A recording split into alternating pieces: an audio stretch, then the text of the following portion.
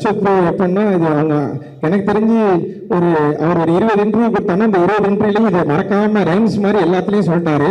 அவருக்கு 2 lakhs subscriber இருக்கும் போது நான் அவரை கூப்பிட்டேன் அப்படின்னு எல்லா இன்டர்வியூலையும் அதை சொன்னாரு. அதனால உண்மையிலேயே ஒரு 2 lakhs சப்ஸ்கிரைபர் இருக்கும் போது கூப்பிட்டாரு. இன்னும் சொல்ல போனா நம்ம சேனல் ஆரம்பிச்சு 11வது சப்ஸ்கிரைபர் இந்த மனுஷன் தான் எங்களுக்கு. அதனால என்னைக்குமே அதை நாங்க மறக்க மாட்டோம். ஃபர்ஸ்ட் தடவை டார்லிங் கதை சொல்றதுக்காக ஆபீஸ் கூப்பிட்டாரு டார்லிங்.